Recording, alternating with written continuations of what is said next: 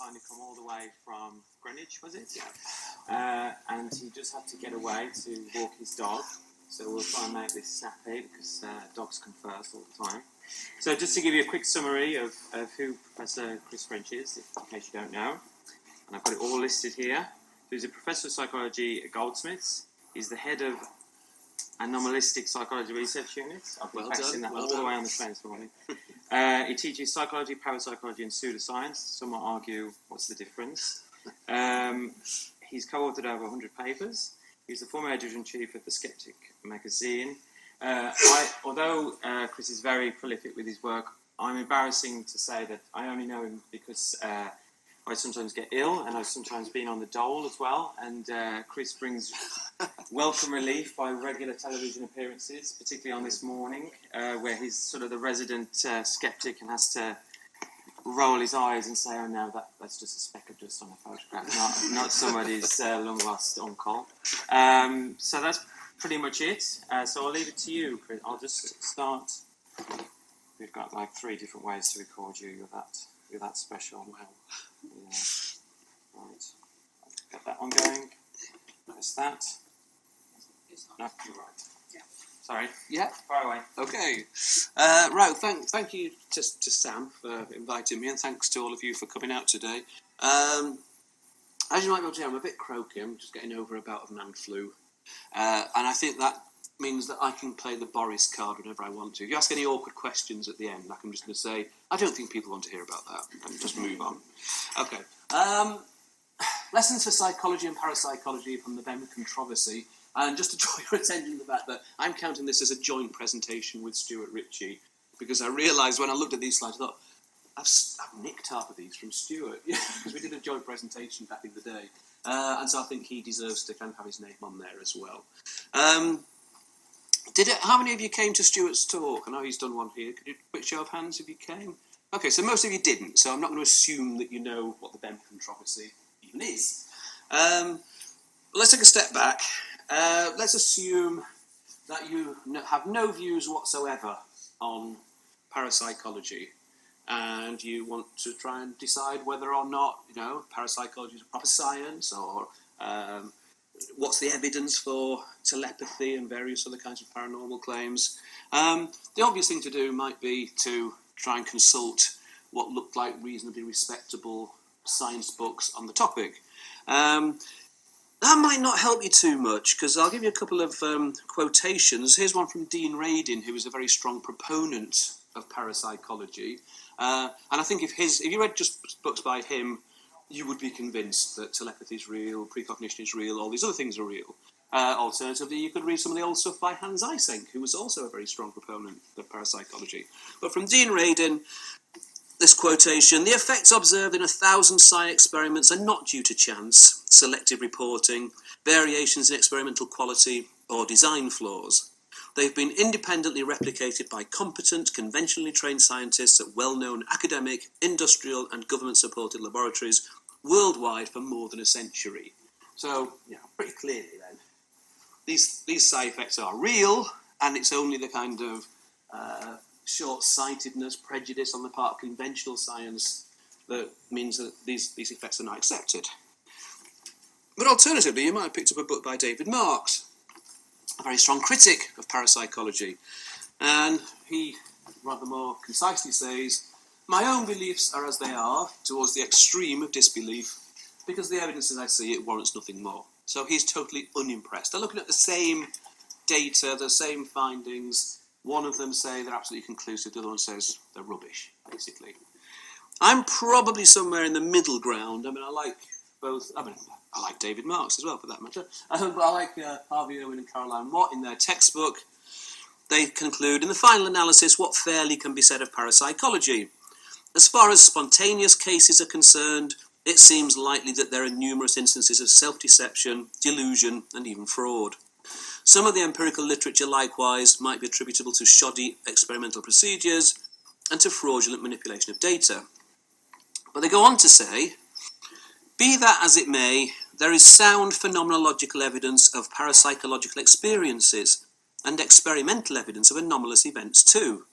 And to this extent, behavioural scientists ethically are obliged to encourage the investigation of these phenomena, rather than dismissing them out of hand. If all of the phenomena do prove to be explicable within conventional principles of mainstream psychology, surely there is something worth knowing. Surely that is something worth knowing. And if just one of the phenomena should be found to demand a revision or an expansion of contemporary psychological principles, how enriched behavioural science would be. So basically, I think that's more or less my attitude. That, I mean, if you ask me, I don't believe in side effects. I used to be a believer in quite a lot of this stuff. I'm not anymore, but I could be wrong. And whether I'm wrong or not, there's no doubt at all that lots of people, most people in fact, believe in paranormal phenomena of one kind or another, in opinion polls and surveys and so on. Lots of people claim to have personal experience. So we're going to learn something by looking at these things. And it might just be that we can explain them all away, or it might be that there's some that we can't. But either way, we're going to learn something.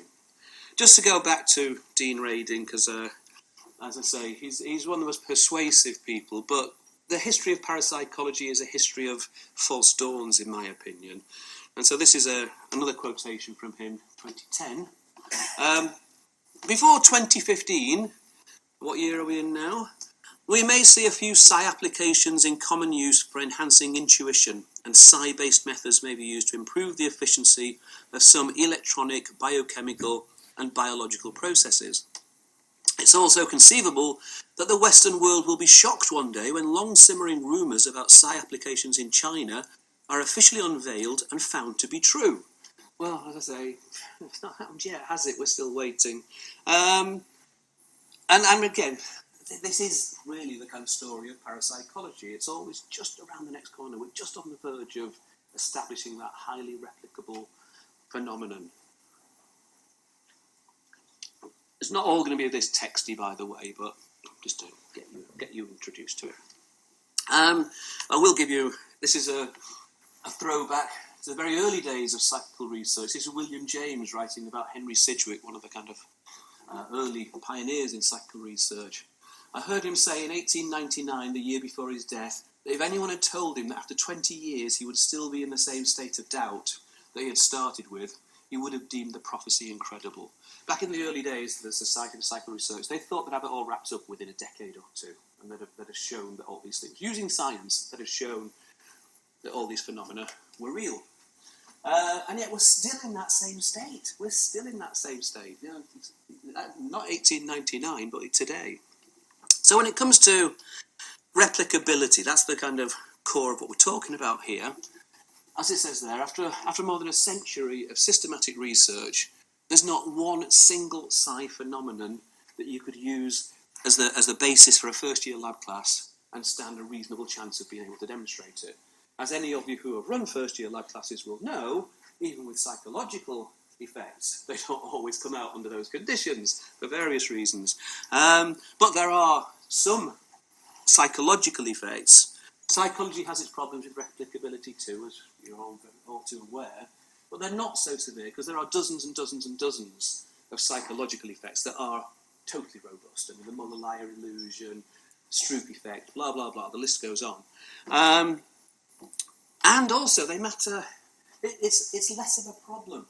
What parapsychologists are asking you to do, if their findings can be taken at face value and are real and are genuine effects that are beyond current conventional science, we've got to throw away so much of current understanding of psychology, of physics, of various other fields.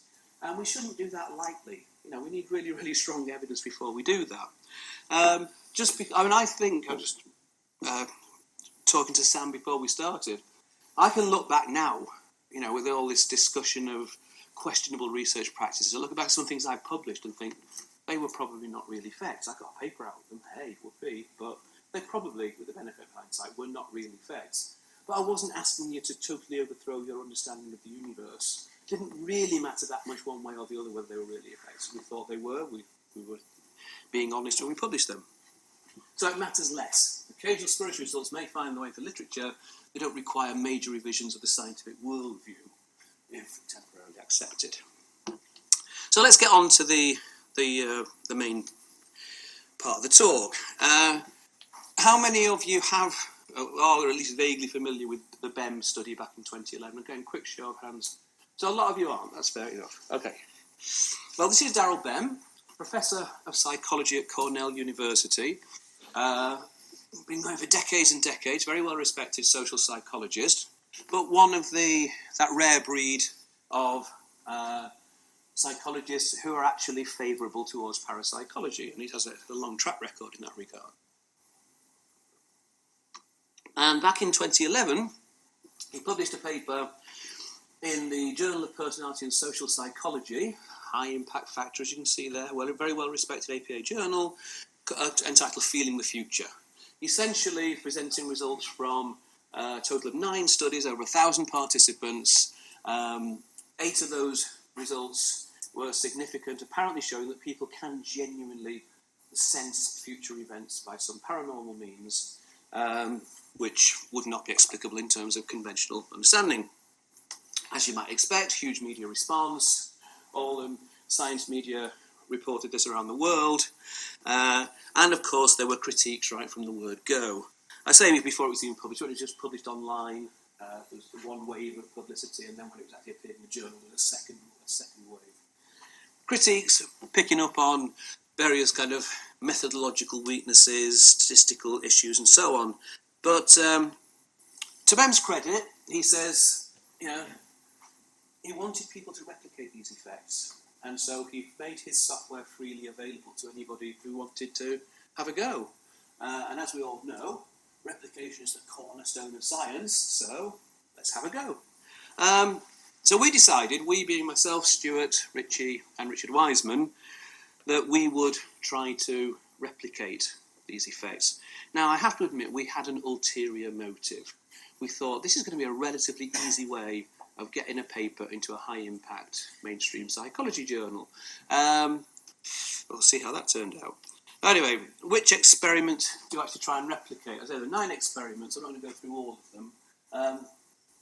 Extrasensory pornception, as it became known. This was a study where people had to try and decide behind which, I think it was 2 kind of curtains came up on the screen, and one of them had a dirty picture behind it, naughty picture behind it, and people had to kind of try and guess which one it was, and the decision wasn't randomly made by the computer until after they had made their guess, and people were right rather than 50% of the time, something like 51% of the time, but it was statistically significant. And there were various others, I'm not going to go through them all. There was a theme running through most of these studies whereby Bem was arguing that you could take standard, non-controversial psychological effects, and to use his phrase, you could time reverse them. So in lots of situations in psychology, you do something at time t1 that has an effect at time t2. But he was taking those kind of designs and putting them around. So I'll explain in terms of the experiment that we actually did try to replicate, and we went for this one. It was experiment 9 with the biggest effect size, so we thought that's most likely to be replicable. And this was with Richard and Stuart, as I say, and this was an experiment on what Bem called retroactive facilitation of recall. Now the basic idea is, obviously, if I was to present you with a list of words, you look at the list once and then I test your memory, then you will not perform as well as if I let you look at the list of words several times, in other words, rehearse them. That's just common sense. According to Bem, even if you don't do the rehearsal until after you've been tested, you will still perform better on lists that you rehearse. Now that's complete Alice in Wonderland stuff. Doesn't make any sense at all in terms of conventional psychology or physics, but that's what he was claiming would happen. This would be great news for students if true, because obviously you don't do your revision until after you've sat the exam and you know what the questions are. So, I think that himself shows it's not true. But anyway, this was the setup using his software. Present 48 words one at a time on the computer, 5-minute free recall period, and then half of those words are randomly selected and they're presented again, and half of them obviously aren't, for further rehearsal. And the idea is that in some mysterious way, this extra rehearsal that half the words get can kind of have a retroactive effect on the performance at the actual time of test. Now, what Bem did was to calculate a kind of weighted index. The advantage of practice words will come out a higher number towards the top. If there's an advantage of control words, it will come out towards the bottom. And across 2 experiments, his experiment 9, which is the one we were basing ours on, a 4.21% advantage for recall for the practice words, 50 participants, 1-tailed test. And a similar experiment 8, there was a few tweaks between experiments 8 and 9, 100 participants, 1-tailed test, 2.27 advantage for recall, and 1-tailed test again. Okay, so how did our replication attempts go? What we did, we decided that we would each do a replication. We would make it as similar as we possibly could to Bem's original study. 1 or 2 little tweaks, so we anglicised some of the words that wouldn't have been familiar to UK participants and so on. But that was about it. We tried to stick as closely as we could. And we each decided we would each do an independent replication. So just a few tiny methodological changes, and then in terms of our results, well, as you can see, we did not manage to replicate the effects reported by Bem. And so we thought, okay, fantastic. Let's face it, that's what we'd expected. But there were other replication attempts as well. Some of them, like ours, were failures. I could go on with that list. But having said that, in the interests of being totally honest with you, there was a meta-analysis published by Bem and colleagues in 2016 that concluded that side effects were in fact present. Now, I'm not going to get kind of sidetracked onto the discussion of whether or not, on balance, I think the evidence does favour Bem's original ideas. If I had to bet my house on it, the short answer is I wouldn't. I would bet that they didn't exist. And there was highly critical commentary on this meta-analysis by people like Daniel Lakens, etc. But what this did do, it did get me thinking maybe more strongly than I ever had before about, well, why is it that parapsychology journals do often publish papers that appear to have significant results when there's no obvious flaws in the methodology? I think a lot of skeptics, a lot of kind of conventional psychologists just assume, as I once did. I mean, I went from being a believer in these things to being a kind of fairly extreme skeptic, and during that phase, you just assume that all parapsychologists are idiots. You know, they couldn't design an experiment to save their lives, they know nothing about statistics and so on and so forth. And then once I got further into that kind of world, I realised that wasn't true at all. They're actually very intelligent people, and often parapsychologists are actually ahead of the game in terms of their understanding about biases and so on and so forth. And maybe we'll come back to that at the question time. So what's going on? What explains why I never get these effects, and yet other people do seem to, whether it's Daryl Bem or Rupert Sheldrake or whoever else it may be? So it really got me thinking about what might be going on here. Now, I say, because of this whole process that we'd gone through, where we'd had a copy of the software that Bem used, we were actually in a kind of privileged situation where we could look at, well, okay, here's the final report, but is there anything that Bem didn't tell you? It turns out, yes, really, there was. So, for example, there were lots of other variables that Bem collected data on that never really got a mention in the final write-up, which obviously gives you lots and lots of options for analysing the data this way and that way and every other way. So, for a start, half of the words in his study were common words and half were uncommon words, which presumably implies that he expected to get some kind of difference based on that variable. But he didn't, so he didn't even mention it. You know, it's just not mentioned in the final write-up. He got data on how much the experimenter liked each participant, how enthusiastic the participants were, whether the participant engaged in meditation, biofeedback, and various other practices. It measured text anxiety. He took the gender into account, and age, and I'm not going to say much about this. It's an interesting variable called translinearity, but basically you've given a scale to fill in and measured this variable. But none of those variables got a mention. Oh, sorry, take that back. Age and sex, maybe. But a lot of those variables, they were there in each data set. Now you may think, well, God, don't get to stop talking. Bless you. Right, thank you. This is particularly worrying when you look at kind of Bem's advice to psychologists, to budding psychologists, is the conventional view of the research process is that we first derive a set of hypotheses from a theory, design and conduct a study to test these hypotheses, analyse the data to see if they were confirmed or disconfirmed, and then chronicle this sequence of events in the journal article. But this is not how our enterprise actually proceeds. Psychology is more exciting than that.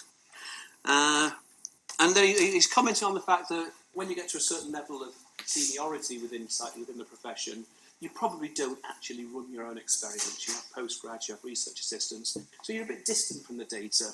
So to compensate for this remoteness from our participants, let us at least become intimately familiar with the record of their behaviour, the data. Examine them from every angle, analyse the sexes separately, make up new composite indexes.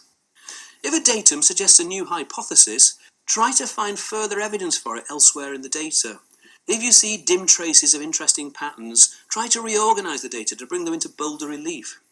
If there are participants you don't like, or trials observers or interviewers who gave you anomalous results, place them aside temporarily and see if any coherent patterns emerge. Go on a fishing expedition for something, anything interesting. Now, this, I think in the light of the kind of current debate about questionable research practices and so on, we would not see this necessarily as being good advice to young psychologists.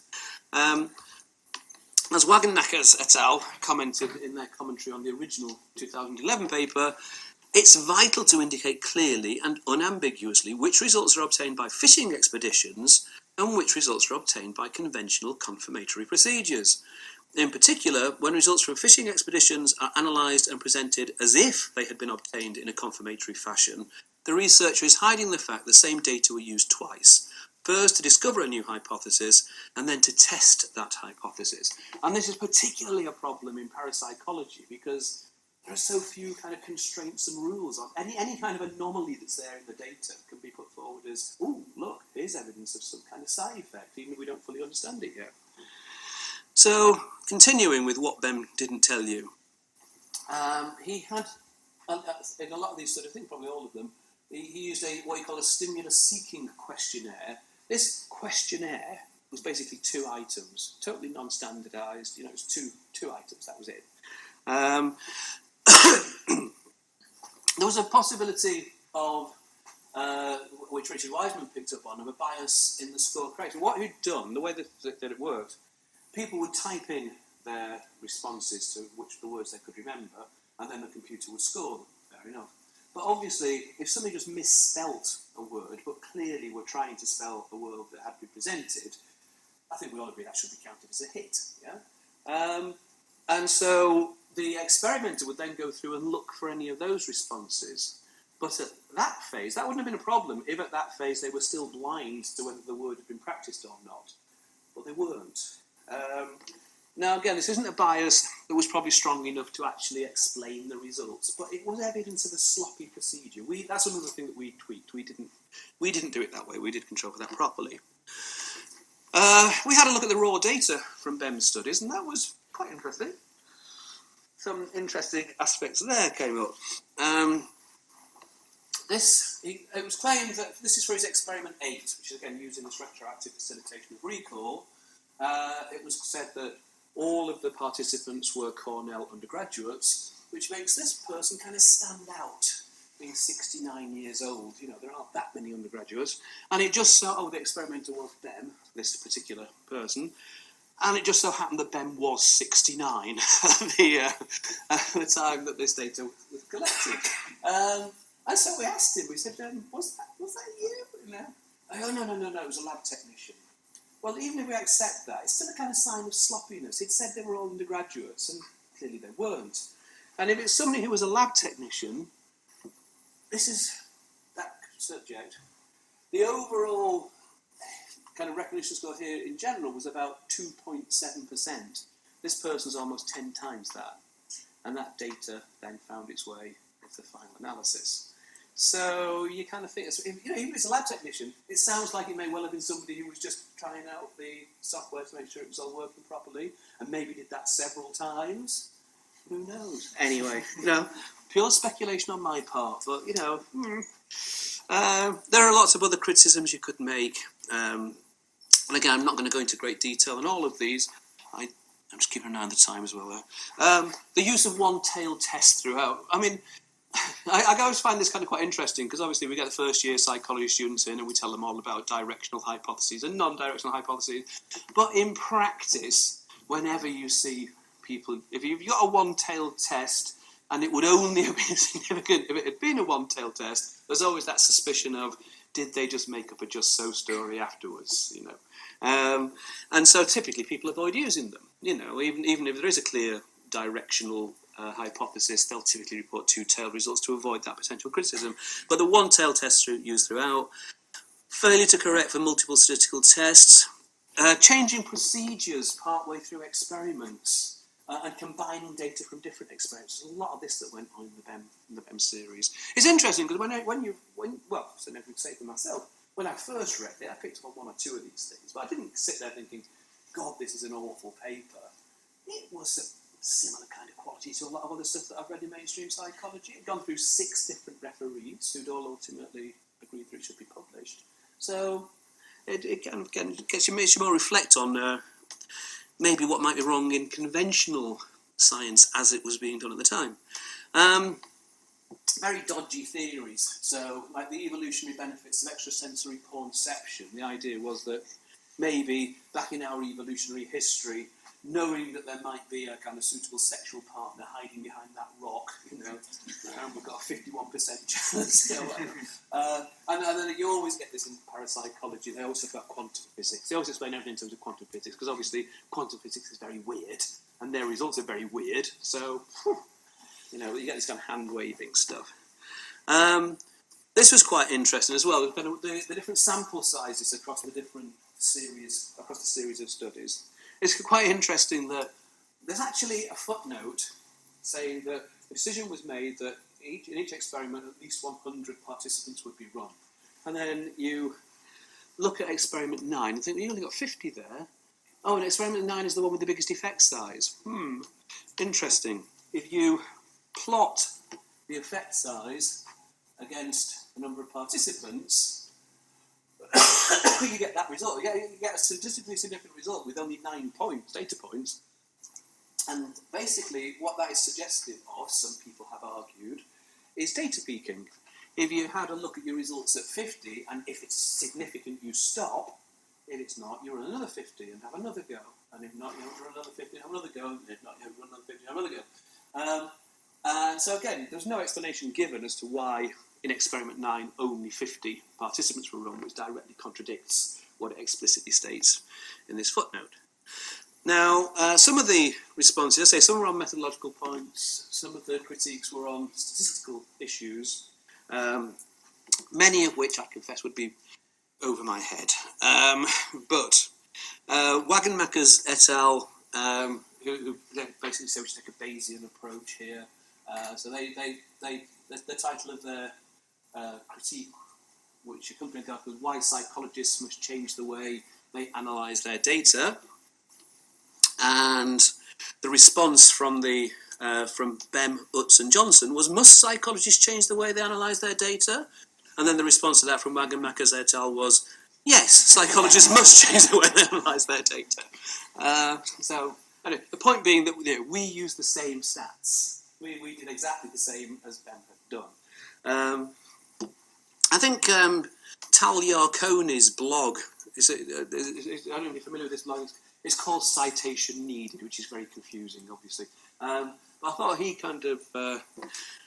he summarised the situation quite nicely, I thought. He says, it's important to note that none of these concerns is really terrible individually. Sure, it's bad to peek at your data, but data peeking alone probably isn't going to produce 9 different false positives. Nor is using one-tailed tests or constructing measures on the fly, etc. But when you combine data peeking, liberal thresholds, study recombination, flexible hypotheses, and selective measures, you have a perfect recipe for spurious results.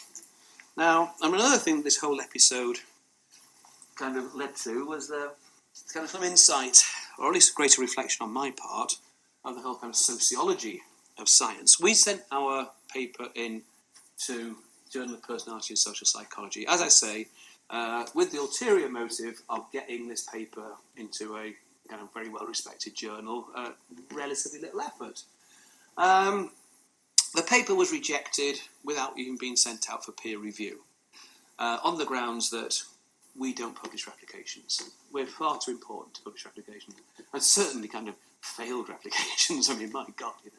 I mean, the thing is, of course, the top journals, they want novel findings, they want stuff that's exciting and new, and they also don't want negative findings, you know, unless you've done a really kind of massive study that, you know. So it got rejected. We tried to argue the case, saying this original research had been covered by the world's media all over the world. It had a huge impact, and therefore, if the effects aren't real, that's important. But no, they wouldn't be moved. We tried 2 other top high-impact journals, got exactly the same treatment. Well, we weren't saying you should definitely, you know, you must publish this. We were saying send it out for peer review. We sent it to the British Journal of Psychology, who did send it out for peer review. One referee really liked it and thought it was an important paper. It should be published pretty much as it was. The other one, had a few concerns. And we thought from the comments that were being made that we had a strong suspicion we knew who this referee was. We thought it might be a certain Professor Daryl Bem of Cornell University. So we asked him, and he confirmed, but yes, it was in fact him. And so there's a clear conflict of interest here, where you sent the paper to the original author whose results we've failed to replicate. I mean, you know, send it to a third referee and let them cast the deciding vote. But no, we didn't get anywhere with that one either. We did eventually get it published in PLOS One, which turned out to be a good move. I must admit, at this stage, I was still one of those people who was a bit dubious about journals like PLOS One, where, you know, in general, you're supposed to pay to have your research published. And that's still, you know, because I'm old school, that struck me as kind of, is this vanity publishing? Is this for real? You know, is the proper refereeing going on? This convinced me, this turned me around, and I'm now a kind of big supporter of journals like PLOS One, but that's the stage I was at the time. And because it was publicly available, I think at one point we were getting like 1,000 views a day, which is unheard of, you know. I mean, nothing else I've ever published comes close to that. So do journals have a publication bias? Absolutely they do. Now, one of the interesting things about this story was that at one stage we were getting more attention for not publishing, for not having our paper sent out for peer review than I get for most of the stuff I do publish, which is kind of a bit irritating, really. But the fact that we couldn't get our paper sent out for peer review was covered by Ben Goldacre in his Bad Science column. It was covered by the New Scientist. It was covered by the Psychologist, because it reveals something about, obviously, this big bias within the world of scientific publishing, and it's an important point to make. So one good thing that came out of this whole exercise was that it did lead into the wider debate about the replication crisis in psychology. So, you know, as I say, I was happy that happened. And as I say, partly, obviously, it also led me to just spend much more time kind of just reflecting on all these kinds of issues, how they might have, not only are they relevant to parapsychology, but also to psychology. So when it comes to replication issues in psychology, I assume many of you, are you familiar with this paper by Simmons, Nelson and Simonson? It's one of my favourite papers. I think it's a really neat paper. They basically show that false positive findings must actually be reported at a much higher rate than the 5% level implied by the alpha level. And they report 2 experiments, quote, that demonstrate how unacceptably easy it is to accumulate and report statistically significant evidence for a false hypothesis. And so they actually report 2 studies. Study 1 produces real data that supports a very unlikely hypothesis, the hypothesis that listening to a children's song can make participants feel older. Study 2 produces data that supports an impossible hypothesis, that listening to a particular song can actually reduce participants' age. Okay. How did they do this? These 2 studies were conducted with real participants, employed legitimate statistical analyses, and are reported truthfully. So you could, if you'd read this in a journal, we'd have no more reason to doubt it than anything else that you might read. So how did they do it? Well, they then go on in the second part of the paper to reveal the trick. The original report failed to mention a long list of additional variables that the researchers had collected data upon, thus allowing for various analyses to be carried out until an apparently significant result was found. Again, reminds me very much of the Bem paper.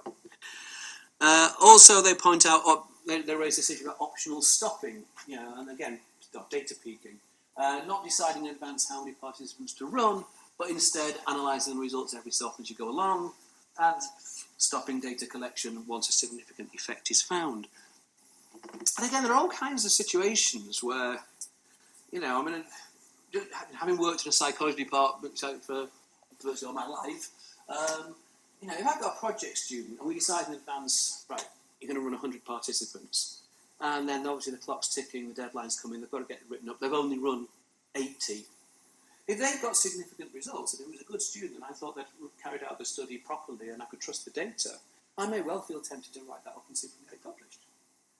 If it was just hovering outside, 0.05, I might think, I'll get another 20 participants run and see, and that basically is an example of optional stopping. It doesn't feel like the biggest crime in the world, but it's those situations where you've got choices like that to make that can have a much bigger effect cumulatively than I think we maybe realised. So this undisclosed flexibility, also known as researcher degrees of freedom. So you've got things like choices, again, going back to the Bem quotation, choices regarding selective exclusion of outliers. You run your experiment, you get all your data, you do the analysis that you planned. If you get a significant result, that's it. You get on with writing the paper up and hope you get into a good journal. If it doesn't come out, you're then tempted to look at the raw data. And there's maybe a kind of a participant there with some really odd results. And you check back and you think, that was last Tuesday afternoon. I'm sure that guy was drunk. You're making up reasons afterwards. You didn't say in advance, there are obviously some good reasons for excluding outliers. But if you're only deciding afterwards that you're going to exclude these outliers, then again, you're giving yourself more chances, whether to use covariates or various data transformations, etc.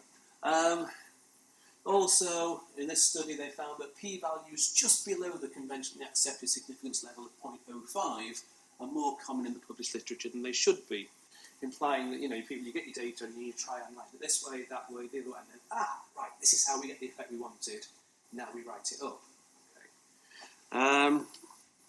Other researchers have found that researchers are especially unlikely to share their data if their published findings were only just significant, possibly because they were concerned that inappropriate system practices might be revealed.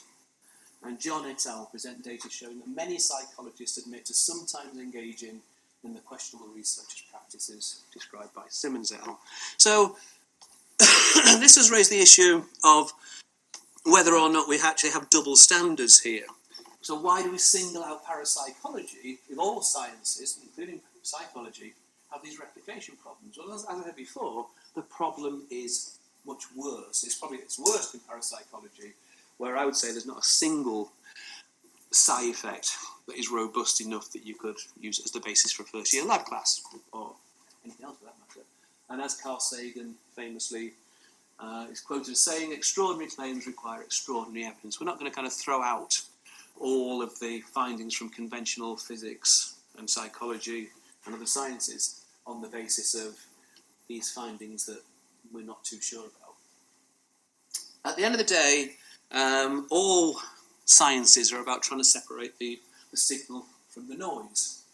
What would a science look like if, in fact, there were no true signals, there was just noise? I suspect that it would look something like parapsychology. And on that bombshell, I'll open up for Q&A. Thank you.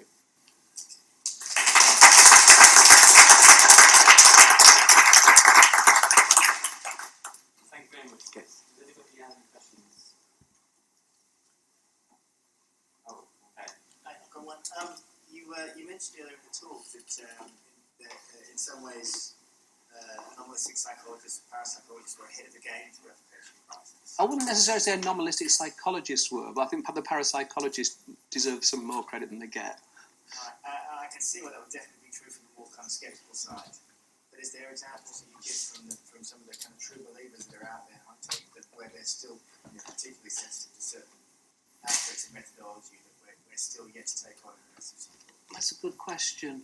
I mean, to be honest, again, because I kind of, I always think of myself as being a psychologist first and foremost. I occasionally get introduced as being a parapsychologist, and I immediately go, no, I'm not a parapsychologist. I'm a psychologist with an interest in parapsychology. Sorry, I've contributed to that way of introducing you as a parapsychologist. I don't think you did, actually. No, I don't think, maybe, did he?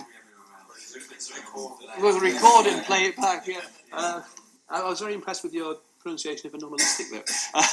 But I don't think there is really. I mean, but if you look back at the history of parapsychology, again, I was telling Sam about this earlier, that I can remember, it must be something like 20 years ago, more maybe, that there was a journal now defunct called the European Journal of Parapsychology, and way back then they had this policy of accepting papers on the basis of you sent them the introduction and the method section, and that's all you sent them.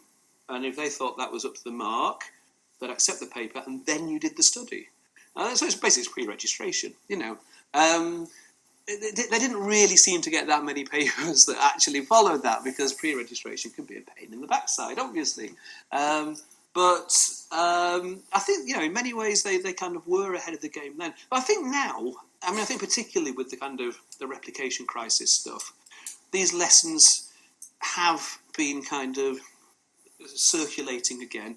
But even in the history of psychology, I think we've been here before, where people have realised that there are all these biases, and then the lessons get forgotten. And I kind of feel like a real hypocrite, because it really is a question of kind of, for me as somebody who's probably going to be retiring very soon, saying, do as I say, don't do as I did. You lot have got to do it right, the hard way. It's much more difficult, but, I got all those papers out, using questionable research practices. Edit that bit out! No, but some of the stuff, that I can look back on and think, they probably weren't really facts. Not all of it. Please don't go away thinking, well, I don't trust anything from Chris French anymore, it also explains a lot of other aspects to... one of the things that is pointed out in parapsychology is what's called a sheep-goat effect. Within parapsychology, these are not seen as being derogatory terms. Sheep are believers in the paranormal. Goats are non-believers. And it's alleged that both at the level of participants, but also at the level of experimenters, if me, as a skeptic, if I carry out some kind of test of telepathy, I won't get a significant result. Whereas a believer doing the same experiment may well get a significant result. And this is kind of seen as evidence that, in fact, the experimenters themselves are having some kind of psi effect on the results. I'm a psi inhibitor. I must confess, when I showed you those 3 results, ours was the one that was the least paranormal, almost significantly so. It's kind of, parapsychologists do have this idea of what's called psi missing, when you perform significantly below what you'd be expected to perform if you were doing telepathy. But anyway, leaving that aside, I've forgotten the point I was making now. What was I just saying? The sheep-goat effect. The sheep-goat effect as it applies to experimenters. It's so obvious now why you get that. Because if I run a test of some kind of paranormal claim, as I just did, and I do the analysis that I planned to do, and it's non-significant, that's it, I stop. I'm not going to do all those things that I might do if this was a very similar study, but a mainstream psychology study, where I think, I expected to get an emotional streak effect there. I wonder... there must be something. I'll have a look at the data and I'll try and tease the effect out that I know must be there. I won't do that for parapsychology, because I'm a skeptic. I don't want to get positive results, and so it's that difference. It's as simple as that. And I don't know why it took so long for the penny to drop with me. That's obviously going to be a difference there. But as a consequence of that, I kind of got relatively less interest in following what's happening in parapsychology, and more in, because my basic argument is this, that even if at the end of the day, and I don't think this will happen, but if it were to happen, that the parapsychologists do get to a point where they've got some robust, replicable phenomenon, and they convert all the kind of rest of the scientific community, they convince them that these effects really are there, it will still be the case that most of the time when people think something paranormal has happened, it's not. There are explanations in terms of cognitive biases, in terms of hallucinations, in terms of all kinds of other factors. So it'll still be worth taking the more sceptical angle of saying, well, can we explain these kinds of experiences in non-paranormal terms? Because a lot of the time those explanations would still apply, even if sometimes there is a genuine paranormal effect. So I suspect that there aren't any genuinely paranormal effects. I have one, but I'll come. I use paranormal psychology with more questions about the methods. I think similar to parapsychology, also in other fields of psychology, recruitment is very difficult. And sometimes if you're looking for psychics or if you're looking for someone with a particular injury or something, it takes a long time. And as we know, the philosophy now is publish or perish. So a lot of times, even though you have a small sample size, as soon as you have some subjects, you try to get something out. But then, of course, you continue with recruitment, and then your sample size increases, and you publish something else, but you are still using what you had before. You can be such a rich data, you cannot use it. And again, ideally, you would like to say, I need 20 subjects, this is my hypothesis, this is what we're doing. Unfortunately, the current system, it's a bit fussy on what is the right procedure and how to go up with it. I wonder if you could comment. Well, yeah, no, I think you're absolutely right. I mean, I think this is where the kind of theoretically perfect design for an experiment clashes with reality, and in reality, as we all know, real world research, it's messy, there are time constraints, resource constraints, compromises have to be made, really, ideally you'd like to do this as a triple blind study, but that'd be too complicated, so we'll just do single blind, And it's not that you can't learn anything from these less than perfect studies. You often can. I think going back to the kind of things that came up during the presentation, it's important to make that distinction between the kind of confirmatory studies and the more exploratory studies, and that's something that I don't think certainly wasn't done frequently enough, both in psychology and parapsychology. And I mean, one of the kind of trends that comes out in parapsychology is that with respect to, for example, studies of psychokinesis, whether people can just by willpower affect the output of a random number generator or stuff like this. There's a big meta-analysis where they concluded that there was a real effect there, but they thought it was down to publication bias, because the earlier small-scale studies were the ones that had got significant positive results. But then later on, when they've done larger-scale confirmatory studies, they hadn't. And the thing is, if you can knock off a quick study and get a flavor out of it, like you say, you're tempted to do that. And those larger scale studies that were meant to confirm the hypothesis actually ended up kind of disconfirming it, or at least not supporting it, and probably reflecting the true situation. The bigger the sample, the less likely you were to get a statistically significant difference, which is obviously the opposite of what you'd expect just if there was a real effect there.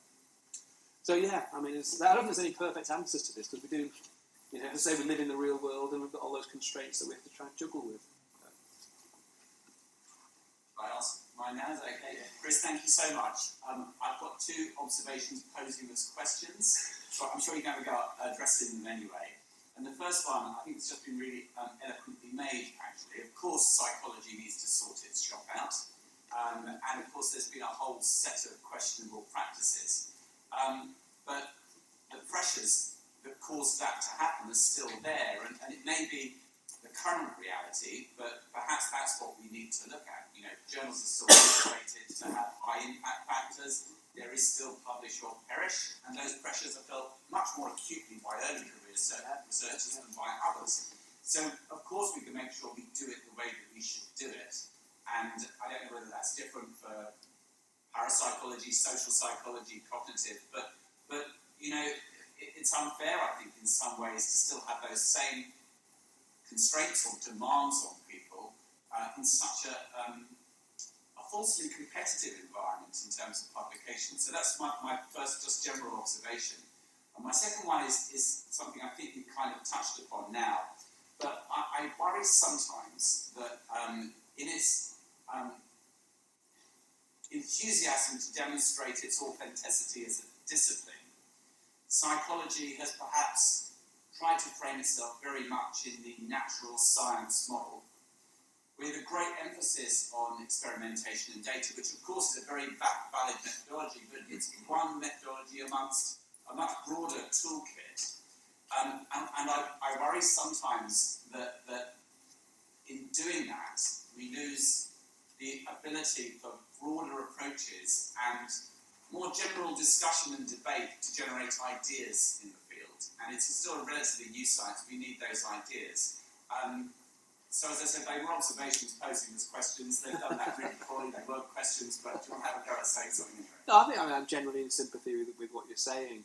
Again, we're all products of our own kind of past, and I've worked in kind of neuropsychology type areas and cognitive psychology type areas, so I'm very much that kind of traditional experimental approach. But once upon a time, if I use the word qualitative, I'd have to wash my mouth out.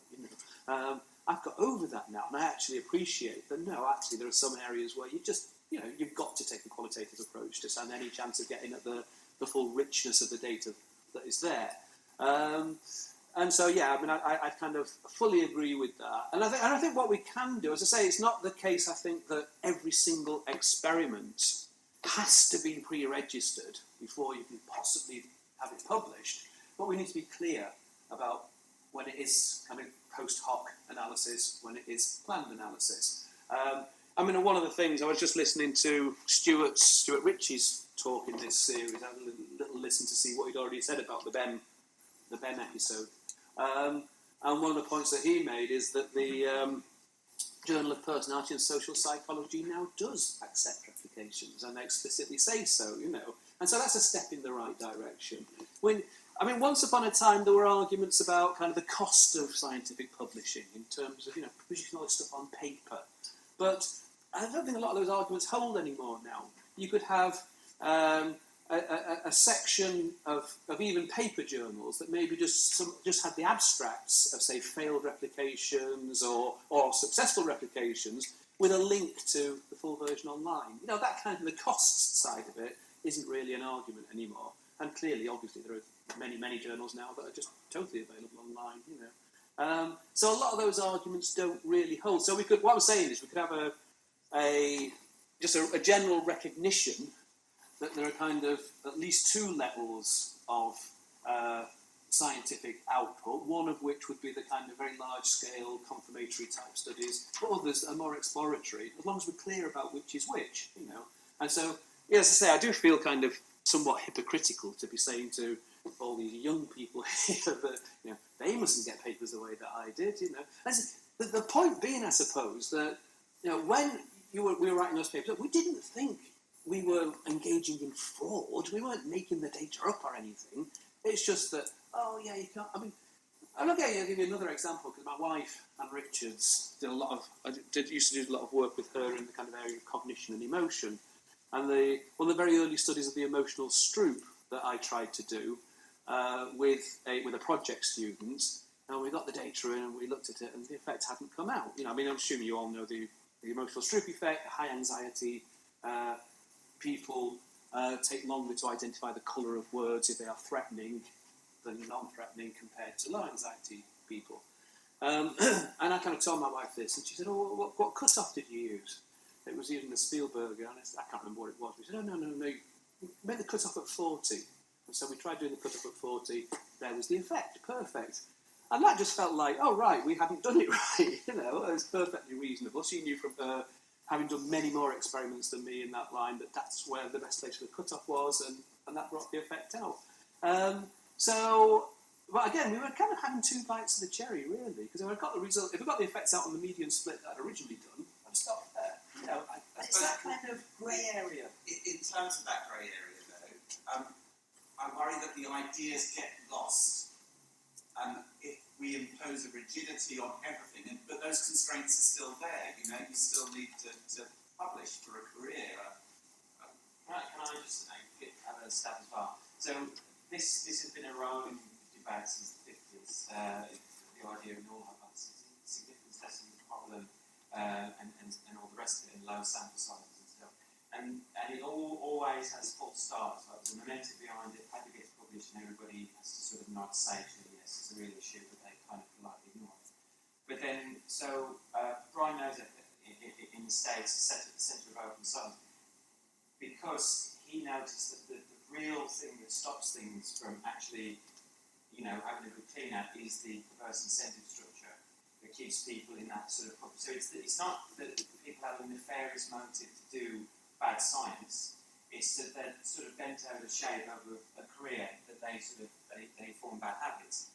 So there are now practices in place to stop you or to help you do that. So, for example, registered reports, which is a step in the right direction, but it's a step up from pre-registering. So you pre-register everything before you collect the data, and you submit it to a journal, and then it goes around with peer review and so on. And then they will give you an in-principle acceptance. So long as there's a continuity between what you write at the end and what you said you were going to write out, they will publish it. So that means that you can publish novel findings then, which has always been a barrier to actually getting actual research out there. But there's all a host of other things, more advanced statistical techniques now, instead of just null hypothesis significance testing, so Bayes and stuff. And also, of course, there's preprints, so you can get your stuff out there. And there's the direction of traffic now is towards just publishing your preprint and moving on to the next paper. Genetics is way ahead in this. They do it all the time. It was actually ideas from physicists that came up with it. So there's a move away from this sort of journal gatekeeper structure towards it being more open and more community-based peer review. So there are now ways to get rid of that perverse incentive structure, which made it very difficult for Chris and his colleagues to get their work published, but more easy for us now. I'm not saying the problems aren't there, but there's definitely more out there now. And the momentum behind this is really picking up, and there's lots of support there. So the UKRN, the UK Reproducible Network, they've got lots of funders in place, and they fund open science initiatives. And so there is money there, and also the grants are a major issue as well. But I know colleagues that have got grants just doing open science practices. So, for example, one girl I know, she did a multiverse analysis, which is basically doing every kind of justifiable analysis you could do on a data set. And she took it to a charity who was funding her, and she said, look, I've done all of the analyses that you could justify, on projects that you were funded, and look how many null effects there are on this particular data set. But look at where all the signal is coming from, there's all the noise. So would you fund me to do this kind of stuff and tease out the noise and the signal? And they funded her, and she had a fellowship from it. So there is money in this. It's becoming more lucrative to not continue with the kind of run-of-the-mill business as usual stuff and move towards the open science stuff. So that's my soapbox. Any other final thoughts, questions, anything? Okay, well, thank you. Oh, no. I'm just wondering whether any particular cases made you wonder about the whole of the quantitative data sets. You mean in the Bem series? No, sorry. along the studies that you've done, whether details of particular individuals with certain abilities that can do certain things very well make you wonder about, have made you wonder sometimes about all of it. You're talking now about whether, about whether people who make specific claims about having special abilities. Yeah. We've tested, again, that's a kind of different kind of theme in a sense, because if you're testing individuals, then obviously you tailor your test to the particular claim that they're making. And we've tested psychics, we've tested people who claim that they can dream about future events, we've tested dowsers, we've tested a whole range of these, and so far none of them have ever passed the tests, We go out of our way to design the tests in conjunction with them, and we get them to sign something to say this is a fair test of their alleged abilities, and then they don't pass the test, So I've not personally come across anybody that under proper testing conditions has ever managed that. Quite often I'm doing a kind of, talk to, say, skeptics in the pub or whatever, people will say, "Yeah, come on, say anything that you couldn't explain." And the answer is, well, I don't claim to have a definitive, knockdown explanation for every paranormal claim ever. And even occasionally, I'll maybe take part in some TV program or other where, although the claims that are being made didn't arise from formal, well-controlled testing, they do make you think, that is interesting. I wonder. But no, whenever we tested anybody under properly controlled conditions, they just failed the test, and so and that would be the evidence at the end of the day that would maybe really convince me. If somebody came along who said, I've got these amazing abilities, and they could then demonstrate it under properly controlled conditions, that would help. A lot of the work that people like Bem and others have a strong, long tradition since the Duke University days in the 1930s, the assumption is that everybody has psychic ability to a greater or lesser extent, and so just by testing kind of large groups of ordinary people, not people making special claims, you can still demonstrate these effects. But as I say, it's just been a series of false dawns, and maybe I'm wrong, maybe it has been well over 100 years now. To which the parapsychologists would reply that, but yes, if you look at the total number of person hours that have gone into this stuff, it's like the equivalent of about a fortnight's research in other more mainstream areas. So, come on, you're expecting too much of us. But again, you get people like Dean Radin who say, no, the evidence is all there, it's just that you're too blind to accept it, you're too prejudiced. Okay, well, if you want to ask Chris any more questions, around for coffee. But Chris, thank you very much for Thank you.